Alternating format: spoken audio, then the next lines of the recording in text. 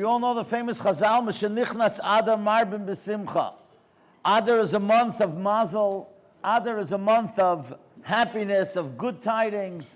We all know if Chas v'Shalom somebody has a court case, Chazal advise that a person should go dafka in the month of Adar because wonderful things happen in Adar.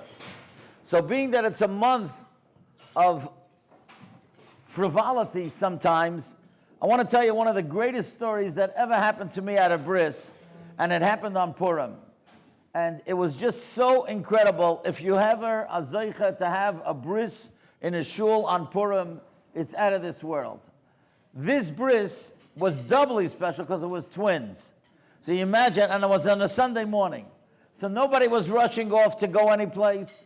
It was after the Megillah, and there was the twins. It was in Paysach and Rabbi Zupnik's shul, and it was just La Yehudim. I'm telling you, we didn't even start the bris, and there was tremendous, tremendous simcha and excitement. Now, I don't know if you know this, but at a bris of twins, you're supposed to do the older boy first. And you keep the second boy in a different room, in a different area, so there's no shaila of the brachas. Like this, you can make all the brachas on the first boy and all the brachas on the second boy. Now, this family was very interesting. There were two Zaydis, Zaydi A and Zaydi B. Zaydi A wanted to be the sandik of baby A, the older boy, because it was going to be named after his family. Zaydi B wanted to be the sandik for baby B, the second baby, because the baby was going to be named for his family. So I go back to the Ezras Noshim where the mother is with the baby and the nurse, and I say to them, be careful, we must have the older boy first. Don't forget, that's what the halacha is, and send in the older boy. Fine.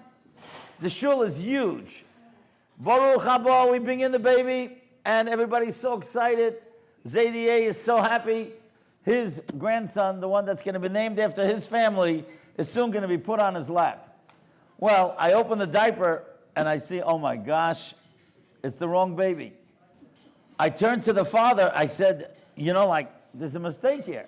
This is not baby A. I just checked him in the other side of the Beis Medrash. This is the wrong baby. Now, my first inclination was, okay, no big deal. Let's get baby A and we'll bring back baby B. But Rabbi Zupnik said, hey, wait, you can't move this kid. Because ein mavirin ala mitzvahs. You're not allowed to bypass a mitzvah. This kid is ready here to have his bris. You can't move him. Well, Zaydi A was almost fit to be tied, right? He planned this, that he's going to be the sandik on baby A, and now it's baby B. Well, if he didn't say anything, but the father lost it. The father absolutely lost it. Unfortunately, maybe he had a control problem. I don't know what the problem was. But all of a sudden, he started yelling and screaming at his wife on the other end of the Beis Medrash why she sent in the wrong one, and everybody was quiet. Here, everybody was laughing, you know, it was like so funny what happened, and all of a sudden there was such tension in the air. And the whole Beis Medrash, maybe 200, 250 people, everybody was so quiet.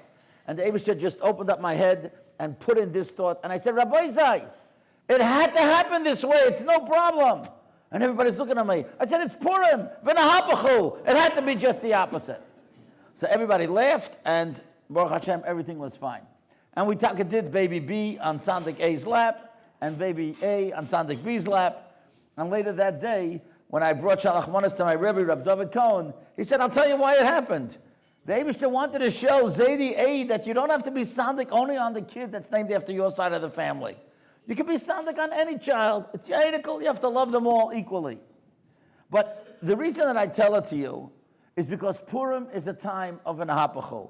Adar is a time that we have to get into our brain that anything can happen. There's no such thing that a yid should give up. Anything can happen, l'toiv. A person has to know that v'nahapachu. And I think about this so often when I think about my dear friend Rabbi Moshe Yitzchak. I remember seeing him after that accident. And I was with the Rebbetzin. We were in the nursing facility in Queens. And everyone thought, this is the end. He was on the other side already. How in the world is he ever going to walk again? How in the world is he ever going to be a raw? Forget about giving a shear. And look at that. V'nahapacho, he's bigger and better than ever before. And this is living proof that v'nahapacho happens. Things can change. A yid should never give up.